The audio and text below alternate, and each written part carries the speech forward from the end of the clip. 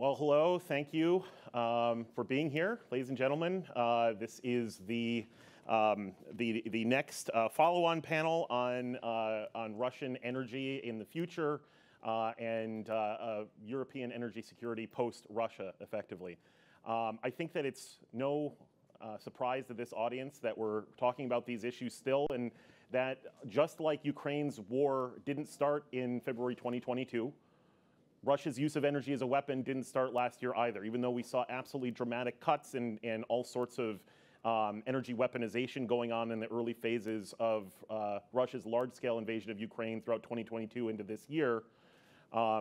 Just like the war in Ukraine started in 2014, Putin and the Putin regime has used as a method of state policy energy as a weapon, both in terms of cutting security of supply, both in terms of menacing offshore and onshore energy infrastructure, and of course using energy as a political weapon and as a method of Russian malign influence and elite capture, the practice of Russian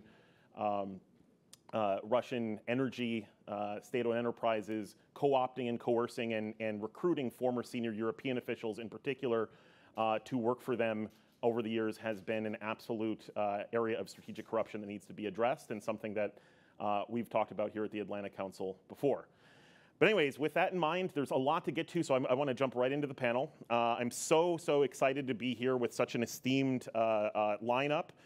First, we have Ambassador Berris Ekinci, Acting Director General for Energy and Environment for the Ministry of Foreign Affairs of Turkey.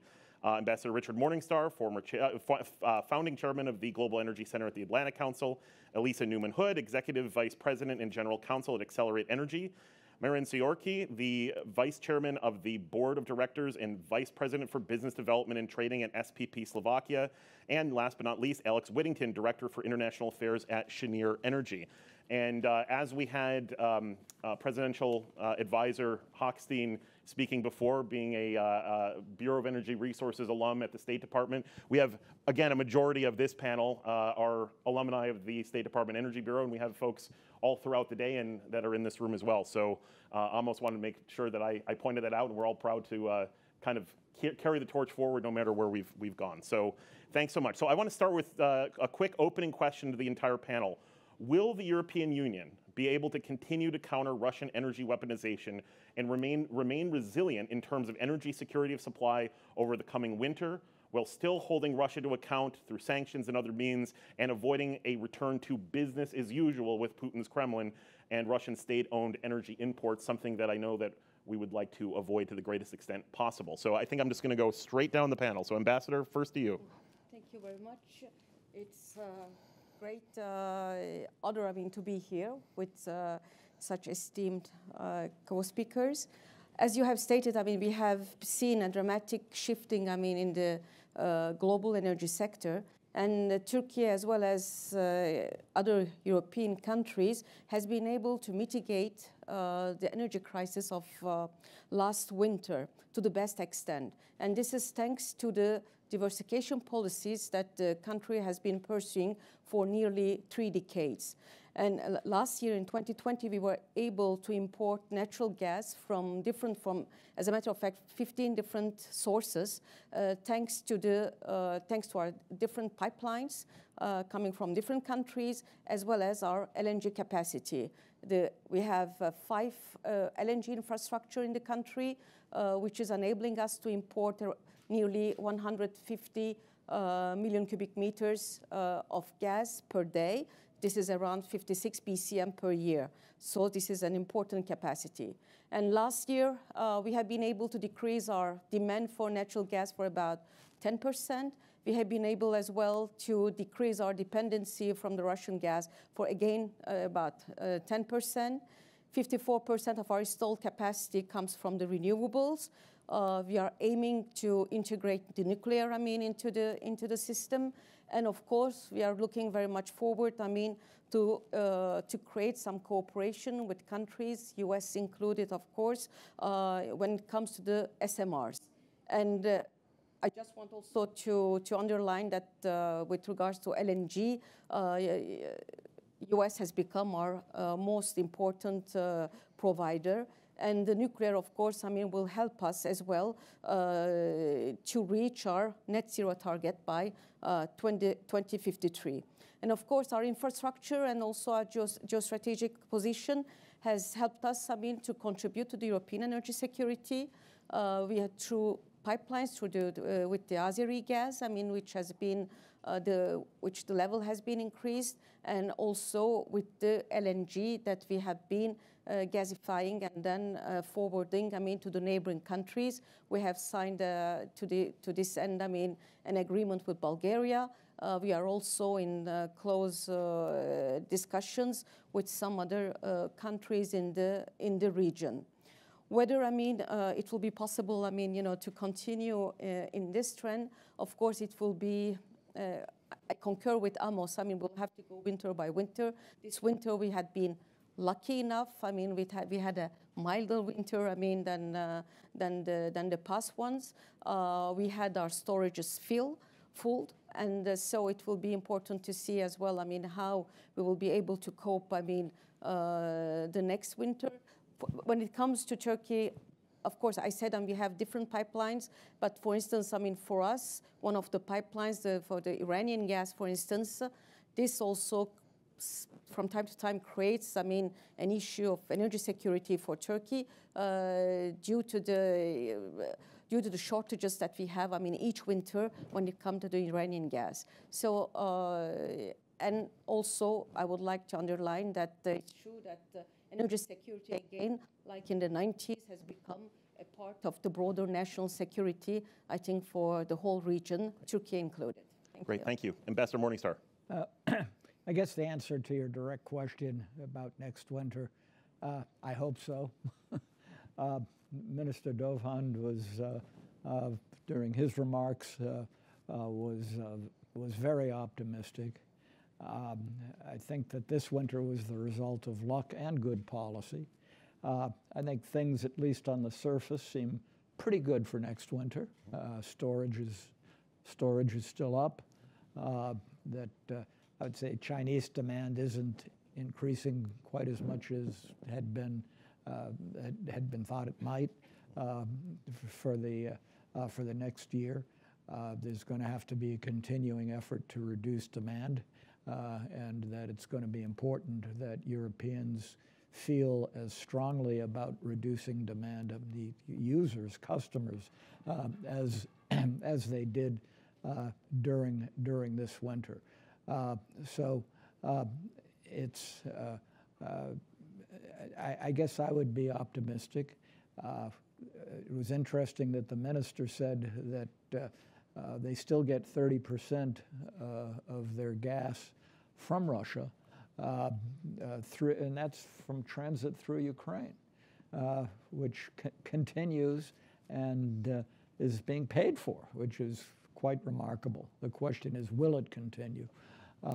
He seemed optimistic that they could deal with that. So, yeah, I mean, who knows? But it's up. You know, I'd be optimistic. The question on, you know, will Europe, and the question who in Europe, how much solidarity will continue, you do begin to hear some quiet voices talking about a return to Russian gas. I don't see that certainly not in the short term. A lot of that depends on what is the ultimate resolution, if there is a resolution of the conflict. The key issue that I think that our earlier speakers emphasized, never again with respect to dependence. That, yeah, there may be some, you know, Russian gas that comes in.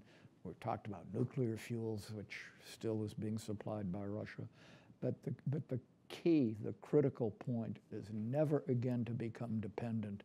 And that relates, you know, you've all probably heard this before, don't trade dependence on Russia for dependence on China. So that's, you know, a whole nother issue. Dependence is key. There should not be a Nord Stream 3, that's for sure. Right. Alisa, over to you. Sure, thanks, Ben. I'd say my answer to your question really comes down to both political will and also proven technology. And I think in the past 16 months in Europe, we've really seen both in spades. We've seen how European leaders have mustered the political will, how governments and companies on both sides of the Atlantic have come together to bolster European security. I mean, speaking for my own company, Excelerate Energy, we have been very proud to contribute our proven technology, which are floating LNG terminals, otherwise known as FSRUs, a technology that we pioneered 20 years ago and that has been tested in every region of the world, and that, again, we were able to contribute to this effort. To just pull a couple of specific examples, just 4 months, and this, again, credit to European leaders, and in this case, particularly to the leaders of Finland and Estonia. Within 4 months of the Ukraine crisis, we had signed an FSRU lease with the Estonian and Finnish governments. That LNG terminal was in operation as of this past winter, thereby allowing both of those countries to fully release themselves from any dependence on Russian gas. We've, of course, seen in Germany 0 LNG import terminals before the Ukraine invasion, or the Russian invasion of Ukraine, I should say, and 3 LNG terminals currently in operation, with a 4th terminal, which is an Excelerate terminal, due to be operational by this winter. So I would just, again, looking back, to the extent that past is prologue, tremendous credit to European leaders who, in record time, corralled the domestic companies, enacted legislation, emergency legislation, and in many cases drafted regulatory frameworks, in some cases from whole cloth, again, countries that had never before imported LNG, who assembled teams within bureaucracies, again, in some cases that had very limited experience with LNG, to collaborate on this combined effort to bolster European security. Of course, I think the question is whether this political will continue. I would say if it continues at any level, even approaching what we've seen over the past 16 months, Europe should be in good shape. Great, thank you. Sir. Thank you for the question. It's quite a global question, and first answer is there will be never business as usual that was. We have to face with this situation. The first part of the question, can we survive next winter period? The answer is yes, and why? So when last year we started facing with the problem with the gas supply from Gazprom and from Russia, we faced it can happen that from one day to another we'll stop. SPP is 100% owned by the government, and we have more than 1.5 million households, so we have a big responsibility. We are the second biggest country in Europe with this gas network supply for the households. So immediately we have to start prepare the contracts, scout the market, who can sell the gas, because when was the situation sweet and sound, we even didn't have effort, we didn't have contracts. We didn't have available capacity on the THE, on the hubs from Germany, Czech Republic to Slovakia, or from Italy, Austria to Slovakia. So it was quite a tough job, but we did it. So the target from the government was immediately increase the inventory, prepare for the last winter season. We had 100% before the winter season, and we had contracts from the biggest companies like BP, Shell, Exxon. So the source was from Exxon through the Adriatic LNG. That was definitely LNG, and we had the source from the North Sea through the THE hub. So we've been covered. And also the mild winter helped last year. So we had by 30% less demand. 50% was the mild winter, 50% was the savings from the households, from the companies. So we decided keep this inventory in end of March and continuously have the gas in our storages, because something can happen. Of course, it's not free of charge, because we have to finance this 60-70% inventory, but we are on the safe side. So the diversification, what we did, we covered not only 23-24 winter period, but also 24-25. That's the reason why Minister Dohan is very comfortable that with the inventory what we have, with the diversification contract what we had, we are safe, I have to say. Even tomorrow the gas supply from Russia will stop, no issue for Slovakia. Similar situation are in the other countries in Europe. They keep the 60-70% inventory even over the summer, and they diversifying. So we've heard a number of solutions and optimism so far. Alex, are you going to toe the line or give us some downer news of some? No, I'm going to keep to American optimism Excellent. on this Excellent. one. That's what I was hoping for. So U.S. LNG played a really vital role in helping Europe address the Russian invasion of Ukraine. It really highlighted the importance of energy security, kind of in two ways. One, reliability of production, and flexibility in delivery. So the additional, let's say, 46 million tons of LNG that Europe imported in 2022, half of that came from growth in global supply, half of that came in diverted cargoes, principally from Asia. A number of panelists have talked about that. Going forward in this winter and beyond, that inherent flexibility in U.S. LNG will continue. That flexibility will be used to support our partners and customers in both Europe and around the world. And then in reliability, U.S. is a reliable LNG supplier and will continue to be so in the short, the medium, and the long term. And just to highlight, kind of building also on what other panelists have talked about, I mean, infrastructure is critical. Over the last 16 months, we've been able to get U.S. molecules into markets that we weren't able to get them into previously. And a lot of that has to do with the accelerated infrastructure that's been put in place. That's no pun intended. Very much pun intended. I make it in front of Excelerate all the time. It never gets old. But it's really that infrastructure's helped get molecules into new markets. We expect that to continue as well. Great. Well, thank you. And we're going to stick with the topic of infrastructure and go right to the question on how do we ensure that the EU can continue to diversify away from Russian gas dependency, both through infrastructure investment and market mechanisms. This is a question for everyone, but I do want to start with our representative from Turkey, because there's a lot of both talk and actually concern about the prospects of a Turkish gas hub to support Europe, and the prospects that it could be used as diversification or possibly used as a mechanism by the Russians to get more of their gas into Europe just by a different means. And so I'd love to hear Turkey's take on this. Thank you. Yes, I mean, President Putin has come with the proposal, I mean, of a Turkish hub. But I mean, as a matter of fact, I mean, the Turkish hub, the work on the Turkish hub is not new. We have been working on this, I mean, for decades now. And all the projects that we have realized, I mean, the infrastructure, the pipelines, the storage level, increasing the storage level, the LNG facilities, trying to increase the entry points, I mean, into the Turkish soil, increase the exit points, were all, I mean, in relation to our aspiration to become an energy hub. I mean, whether the Russian gas, I mean, will be in this equation or not, it's really, I mean, at the end of the day, it will be for the market to decide.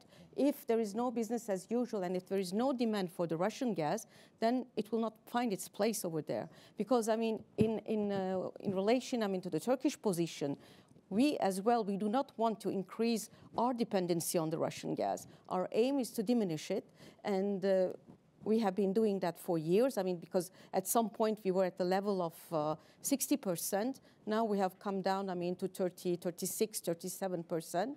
And we want to continue to advance on that. But of course, I mean, there will be other sources. I mean, the sources in relation to the Caspian, East Med, Middle East. I mean, we have just nearby Iraq, gas potential over there as well. Most of it, I mean, for instance, I mean, from the oil fields, I mean, gas is being flared, and this is, as a matter of fact, I mean, equal to the amount of the gas, I mean, they are importing from Iran. So there are lots of works to do there. But I believe that the most important thing, I mean, we see that this is really lacking, is this coordination, cooperation, and dialogue among the countries between the EU and Turkey. And unfortunately, we have not been seeing this, especially in this time of crisis. So this is, I believe, the biggest challenge that we have ahead of us. Great. Well, thank you. And I'm going to just stick with you on just a small follow-up on that. You say the market will decide, and if there's, the rest of European countries don't want to return to business as usual, then there shall not be Russian gas in the system. But I could easily see a scenario in which there's a lot of Russian gas going to this hub, and countries that say that they're, getting rid of Russian gas are in fact saying now we're taking Turkish gas, right, and somehow rebranding it. How do you split that out so that a customer will know where they're going to actually get this from, whether it's from Central Asia or the Eastern Med or Middle East? First of all, we have two. We have the Blue Stream and we have the Turk Stream. I mean, that's carrying, I mean, Russian gas to Turkey. From the Turk Stream, one pipeline just feeds Türkiye. The other pipeline feeds the Eastern Europe. So it does. So I mean, for additional Russian gas to come in for when we talk about a hub, there needs to be further construction, I mean, of new pipelines. So this is I think the pipeline will be constructed if there is the market at the end of the day. And also, let's say the Russian gas might come and be transformed into LNG, but I don't see it really commercially viable when they have their own LNG infrastructures anyway. Okay, thank you. We're going to do this pairwise just so we get through all these questions. Who else? Someone raise their hand and give their thoughts on this as well. Alisa, please. Sure. Well, it seems we are in violent agreement that Europe needs more of its own energy infrastructure and also to deepen collaboration with traditional allies. I will mention I do see two barriers to both of those, both in the short term and the long term. The first is pipeline interconnections. Obviously, the continent has made great strides in terms of both pipelines within EU member states and states in the region, and importantly, between European countries. So just in the past year, we've seen the Baltic Sea pipeline completed, the Greece-Bulgaria interconnector. In Poland, by the end of the year, with credit to gas systems, we will likely see a pipeline that will connect the Baltic Sea gas from the Baltic Sea pipeline, LNG, regasified LNG from the terminal in Świnoujście, regasified LNG from the planned terminal in Gdansk, connected by or brought via pipeline to cities in central Poland. So we definitely have seen a lot of progress. With that said, there is much work to be done and money to be spent, and I would put Ukraine and pipeline connections to Ukraine really at the top of that list. So that's, I would say, sort of short-term obstacles. In terms of the longer term, I would say a major barrier is, and though it's understandable, is European leaders' reluctance to commit to gas beyond the short and medium term. And recognizing that that is politically difficult, recognizing Europe's ambitious climate goals. Of course, cutting the other way, gas does allow for alleviation of dependence on coal, and is of course a reliable backstop to renewables. With that said, I think that probably U.S. Turning to the point about allies and U.S. exporters. U.S. LNG suppliers probably, to some extent, do need to meet European governments where they are, which is a shorter time horizon in terms of contracts. And then just lastly, I'll mention to that end, Excelerate has secured about 1 million tons per annum of LNG from the U.S. Gulf coast, which we are prepared and planning to sell to customers starting in 2026, whether that's on 10-year contracts, 5 years, 3 years, 1 year, again, trying to meet the needs and the optionality that European governments are seeking. Great, great. So I want to go to the next question. We'll have one more on infrastructure and take this in a little bit of a different direction. We often focus a lot on what I call kind of the Bloomberg terminal approach to energy markets, where we look at the security of supply and things like this, and that's always the first and main pillar of, in particular, Europe's energy security. But we've increasingly seen, especially over the past year, since Russia's large-scale invasion of Ukraine began, that the critical cyber and, in particular, physical security of energy infrastructure has been brought to the fore. Obviously, the dramatic sabotage of the Nord Stream 1 and Nord Stream 2 pipelines comes to mind, but also kinetic strikes against Ukraine's energy and critical infrastructure. And we've seen the fact that in the North Sea and the Baltic Sea, report after report after report continue to come out of Russian alleged intelligence vessels, military vessels, and other vessels that have capabilities to probe and menace energy infrastructure in both the, in this case, the offshore, and obviously there's concerns for onshore infrastructure. So I want to go to the panel and ask, what practical physical infrastructure protection steps are governments to make, the private sector making, and where can we go from here? Can I? Yeah, please. So I want to comment this. We are in a very bad position in Europe because we are inland country, so no access to the seaside, no FSRU availability. And last year we faced with 3 big bottlenecks what has to be led mainly by the European Union. First, LNG vessels. There are no LNG vessels available. Last year, over the summer, the charter rate for LNG vessel fly to the sky $400,000 per day instead of 10,000, which was before. So no vessels. If you want to supply or replace the Russian gas, you need vessels to bring the LNG. The second, regasification capacity. So I would like to bring my vessel. All slots sold out. There was no available slots to bring the LNG vessels. So the infrastructure, not everywhere you have FSRU. So the regasification capacity is still not enough. And the third biggest problem, which really the repower from European Union can help, is the infrastructure. We would like to bring Croatian LNG to Slovakia or to the other inland countries. But the pipeline is not enough. So we're expecting and we are pushing European Committee to invest, use this money, increase the capacity.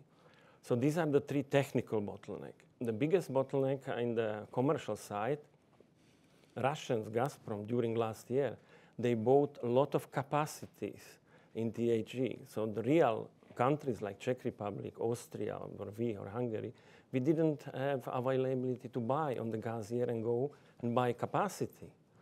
So we pushed European Committee, cancel this, take the capacity from Gazprom because they don't use. So use or lose, do it. Germans already did it. So on the German side, Gazprom doesn't have any capacity. But still they have on the PSV, which is for us very important, due to the Adriatic LNG, due to Ravenna, Piombino terminals. So we are pushing to do this, to take the capacity which they are squeezing gas because we cannot transfer our gas. So I can have a slot in Italy, but how I will transfer the gas? So these are the main tasks from a European Committee. If you want to really replace the Russian gas, improve the infrastructure, improve the gas capacities. And I think the European Commission has a really important role to play in that as well.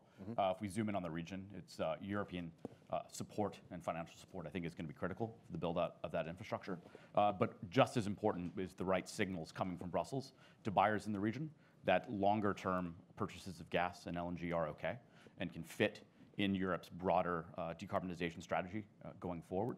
And this will allow buyers across the continent better access to secure and structured long-term contracts, which brings down pricing and helps secure supply, not just this decade, but also beyond. I think that's a critical kind of piece going forward. Okay, and obviously companies like Excelerate and Cheniere have monitoring and security at the forefront of your actual infrastructure, is that right? Yeah, I mean, infrastructure protection is critical in the United States, in Europe as well, and I think there's a lot that can be done government to government as well as government to private sector on both sides of the Atlantic. Okay, I have a special question for my dear friend Ambassador Morningstar on a topic that is near and dear to both of our hearts. We wrote a foreign policy piece about 6 months ago extolling the international community to lower the G7, EU, and Australia oil price cap on Russian Urals grade oil, crude oil, from $60 a barrel down closer to the marginal cost of production, near $29, $30 a barrel at the time. And at the same time, we're looking at broader energy sanctions. It's not enough to just have more sanctions policies announced. Enforcement is key. This is why I keep harping on the fact that, especially for tracking ship-to-ship oil transfers or transfers of illicit dual-use goods to the Russian Federation, the commercial space sector needs to be in dialogue with the commercial energy sector to help with satellite imagery. That means not only optical satellites, but infrared, radio frequency, and synthetic aperture radar. And I think that's really important as well for enforcement. But Ambassador Morningstar, the sanctions question goes to you. What can we do to help make sure that we empty Putin's energy piggy bank further? Well, you've answered a lot of the question. But Ben and I have worked a lot on the issue, I do want to answer the question. But on your prior question, one thing that hasn't been mentioned on infrastructure security, what the Nord Stream explosions show is that whoever did it, it is a real threat. There is a real threat to infrastructure. And we didn't mention NATO. NATO has to play a major role with respect to infrastructure security, particularly in the North Sea and the Baltic Sea. I would think that satellite imagery can be hugely important in tracking potential saboteurs and so forth. And basically on cybersecurity, the private sector has to play a major role. I know that Microsoft gets a lot of credit in working with Ukraine to ward off cyber attacks, which have not been as bad as anticipated. Countries have to work together. Private companies have to work together, and have to share information. I could go on a little bit, but I just wanted to make those points. On sanctions, first of all, I think it's important to recognize that sanctions isn't a zero-sum game. It's not going to be 100% successful or 100% failure. And that whether or not the price caps have been successful, one first has to look at what are the objectives. Now, Amos would tell you, and did, I guess, that, hey, price caps have worked. They've reduced Russian revenues from what they might have been otherwise. I don't think it has had a huge effect on Russia's war-making capability. And sometimes, from the administration, and I believe I heard Amos talking about affecting Russia's war-making capability, but usually it's more nuanced. Well, we're reducing Russian revenues. We're getting oil to the markets. Stability is important in the oil markets and so forth. I think that one has to question whether, to the extent that Russian revenues have been reduced, how much is from the price caps, how much is it from the European oil embargo? Basically taking away most of the European market. And I know that some countries, including Slovakia and a few other countries, have necessary exemptions. But most of the Russian oil market to Europe has been closed off, which has had a tremendous effect. So how much, how you measure that, that's been what's reduced Russian revenues, or the price caps, that's hard to judge. It's really important, I think, what you mentioned, that it is, looking at enforcement. You always talk about the ghost ships and so forth, and how do you deal with those issues? I think are going to continue to be important. Frankly, although I think it would be helpful to lower the price cap further, and I would suggest that. And I think that the arguments keep having to be made. I would be surprised. It does not appear at this point anyway that there's an appetite among the G7 countries, the EU, US, to do that. And I think that they're, are committed to saying, well, we've been successful. We've achieved our dual aims of reducing Russian revenues and keeping stability in the market. So let's not rock the boat. Trying to have your cake and eat it too, right? Exactly, as we said in that article. Yeah, exactly. So I've been saying, I think that as the military counteroffensive goes on, I think we need a sanctions counteroffensive from the West to help Ukraine as much as possible. I want to go to you, Alisa. As we're going forward with reducing dependence on Russia in terms of a geostrategic issue, we're also seeing an accelerated energy transition, and we see the Repower EU plan as kind of the successor to the European Energy Union concept that we saw back in 2015. And there's a lot of very exciting and interesting proposals capturing flared gas, all these sort of things to increase energy efficiency, kind of the other area of energy supply that we can get. So what is the private sector's role here, and how can the US and EU continue to cooperate to both get us to a more energy secure place across the continent of Europe, but also support the energy transition. Great, well, thank you. Well, I'll stick to my knitting, which is the natural gas aspect of the energy transition, and in particular, the U.S. role, both for government and companies. And to that, I would say, I believe it is incumbent on us to redouble our efforts on LNG cargo carbon certification. So the U.S. Department of Energy and U.S. industry, LNG and gas industry trade groups have been working very hard to develop a reliable metric for measuring carbon emissions. I think that's essential so that European customers and customers around the world can make informed choices based not only on geopolitical exigencies, but also based on their climate concerns. I would just note that Cheniere has really been a leader in this effort to develop a reliable metric.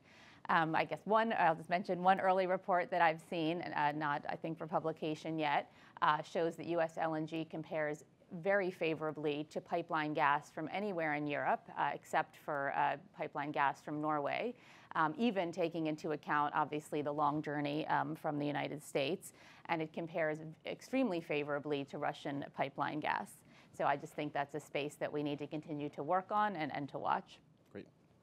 OK, so we have about 4 or 5 minutes left. I want to do a last word to each of you.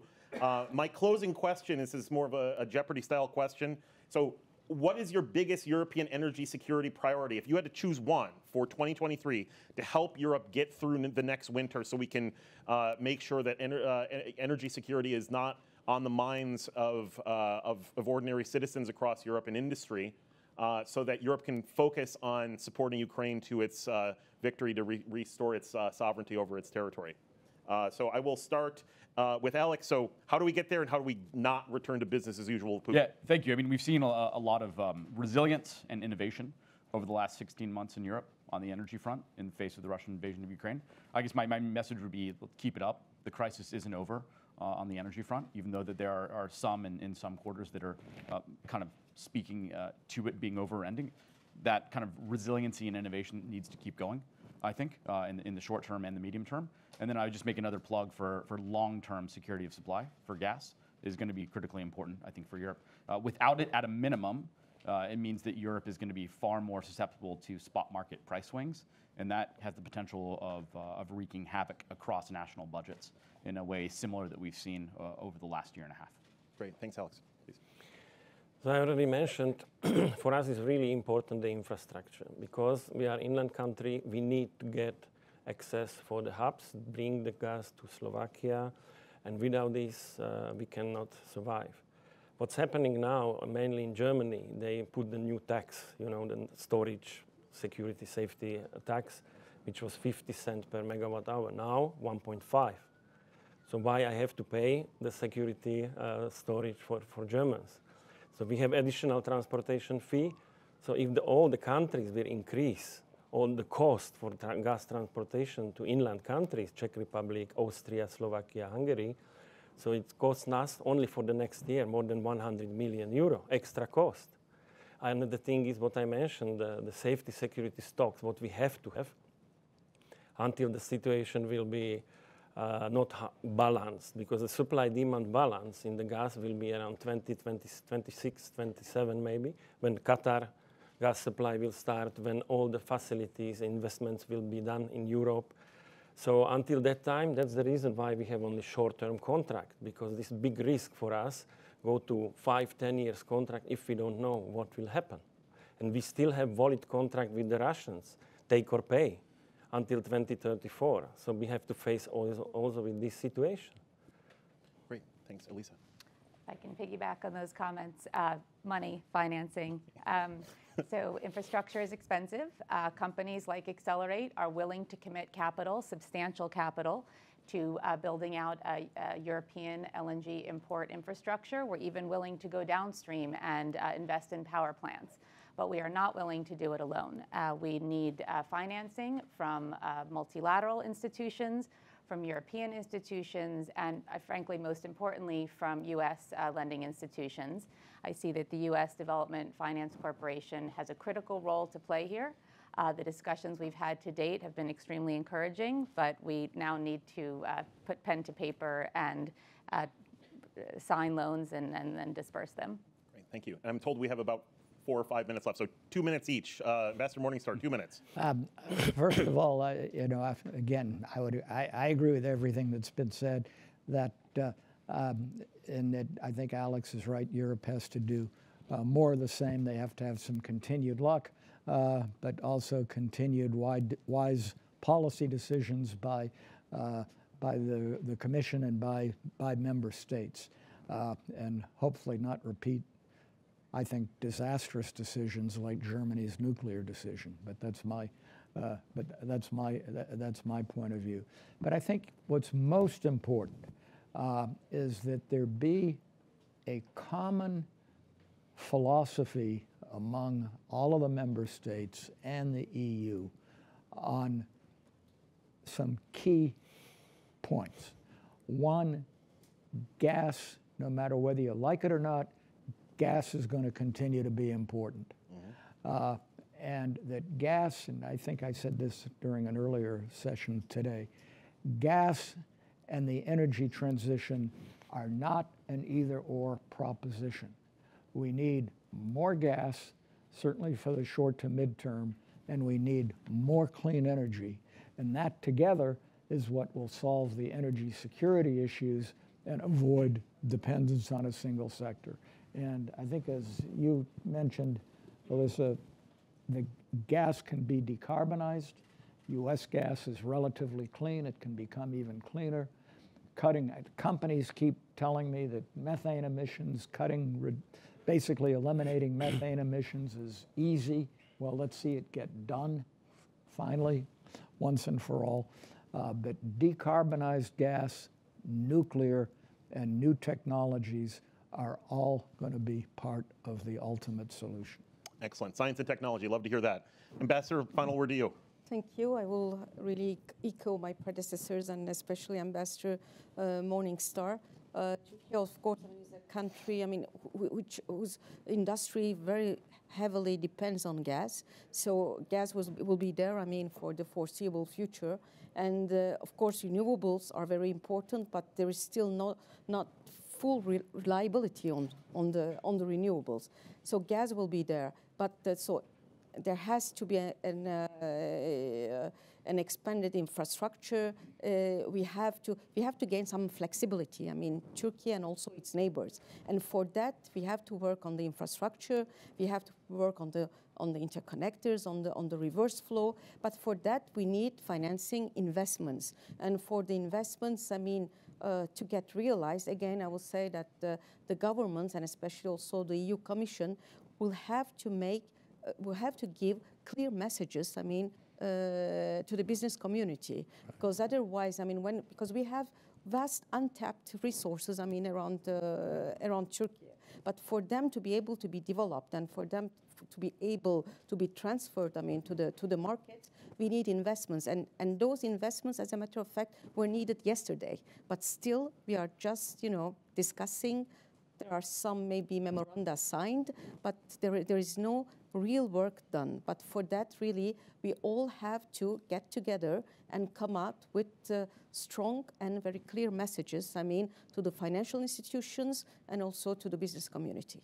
Well, thank you, and thanks to the whole panel for all of your great discussion today. I think we've seen a lot of priorities that we have to come together as a transatlantic alliance to recognize, and I think that the one thing that is bringing me hope is that there is this growing recognition across all areas of Europe now that Russia has and continues to weaponize energy, has not been a reliable energy supplier. Projects like Nord Stream 2, not just a commercial deal, and that's very obvious today. I think it was obvious for the past 8 of these yearly sessions that we've had here, but oftentimes it's been considered in the transatlantic community a debate, even though we were staring right in the face of the facts of how the Putin regime has weaponized energy against our collective security. So I'm just glad that it's no longer considered, even though it wasn't considered a debate, and something that we can now work together on both sides of the Atlantic across all of Europe and all of North America and work with global democracies to address. So thank you all. This has been very hopeful, but we have a lot of work to do. So with that, I want to turn this over to a keynote intervention from His Excellency Viktor Parlakov, Minister of Energy of the Republic of Moldova. Our virtual audience will see him on the screen, and our in-person audience can see him on the screens in here. So thank you all so much.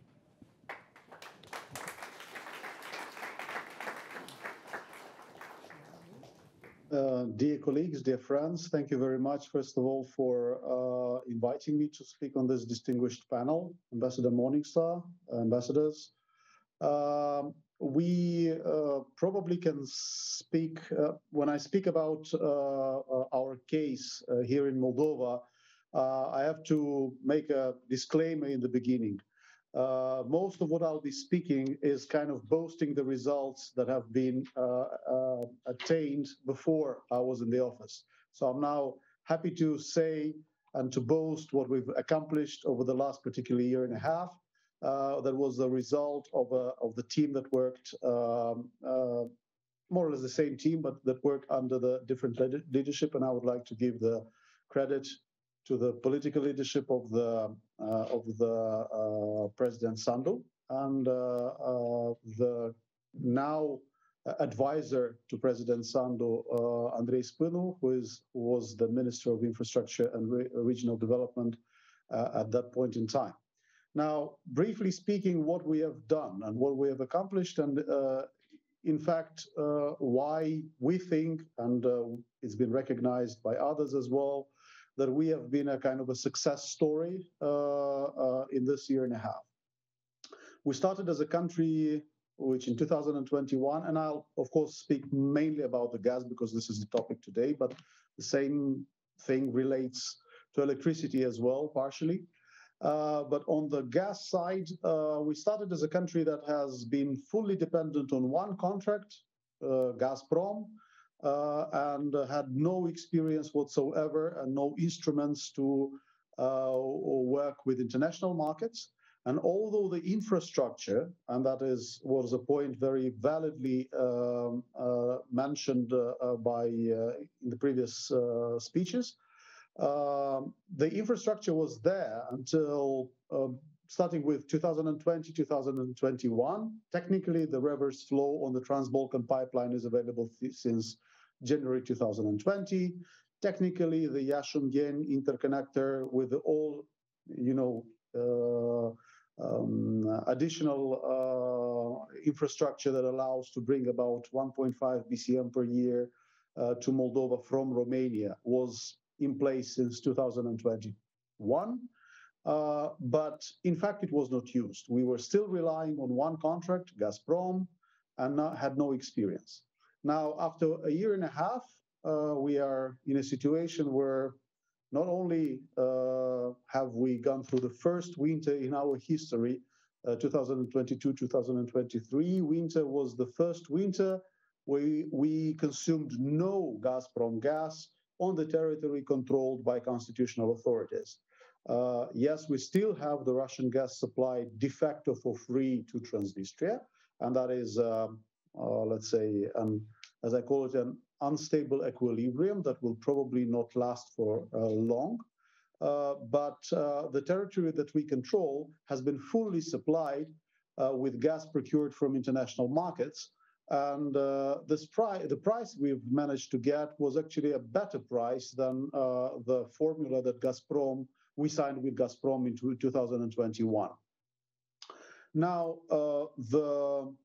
over this year and a half, we managed to both develop a company that is now a recognized trader on the regional market, opened a subsidiary in Romania, managed to be not only the first company that used the Moldova-Romania Iași-Ungheni interconnector, but also commercially used the reverse flow on the Trans-Balkan pipelines.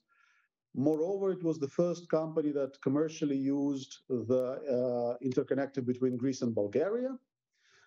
And at some point, it was the only company that had the experience to work along the entire, what we call here, the vertical corridor from Greece to Western Ukrainian gas storage facilities. We're now storing gas. We can store gas in summer. We are planning to consume in winter. We think there will be higher prices for gas from storage. So this is a completely new world for us in terms of diversification of supply, in terms of sources, the different sourcing the gas from different suppliers, and also in terms of the maturity of the market that we can actually have in our country. For the first, no, maybe not for the first time, but we're now experiencing new suppliers coming into our market, supplying to eligible consumers, etc., etc., etc.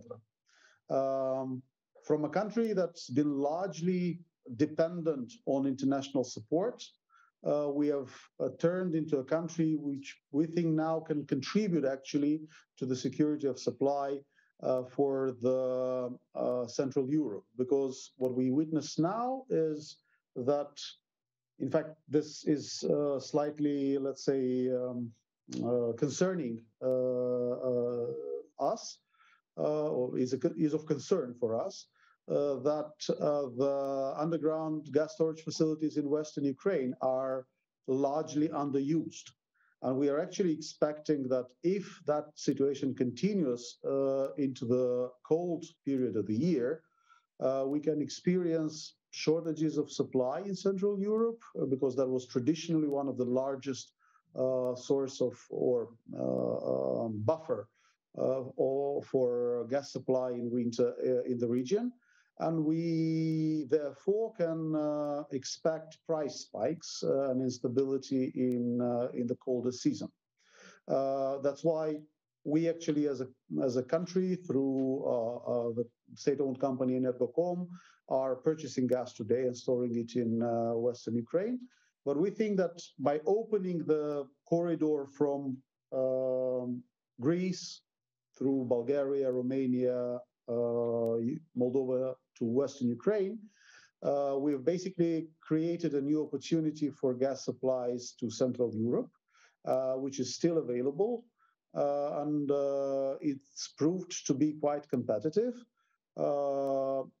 Also, it invites more LNG terminals in the agency, and particularly in the Greece. Our cooperation with Greece is, let's say, very promising. The Greeks are planning or are envisaging that this corridor becomes or makes better case for the second, let's say, floating terminal in Alexandroupolis, because the first one is to be commissioned soon. So the infrastructure is obviously key. We've seen that this has been a critical element that allowed us to survive through this winter. But also for us now, it's actually becoming more an issue of fighting for hearts and minds of people than the issue of ensuring the security of supply. Because while we've managed to win the battle for energy security, for security of supply, now we have to fight the narratives that the Russian Federation is promoting in the Republic of Moldova, trying to undermine the, let's say, the European integration path. Because basically what they are saying, what their narratives they are promoting, is that everything that you're being told about diversification of supply, about integration in the EU or European market is fake.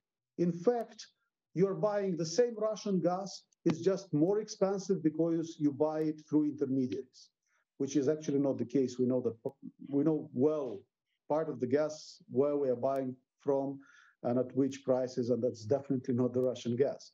But the narratives they're trying to build are obviously extremely dangerous and trying to undermine the European accession of Moldova. That's why now for us, it's more a battle for people's hearts and minds than the battle for energy security itself. We have to first, let's say, counter the Russian narratives which are attacking everything related to a free gas market. And in the same time, alleviate the pressure on the consumers, because no matter how, let's say, convincing you are in terms of arguments for gas market, you'll still not be convincing enough if consumers' bills still increased a lot.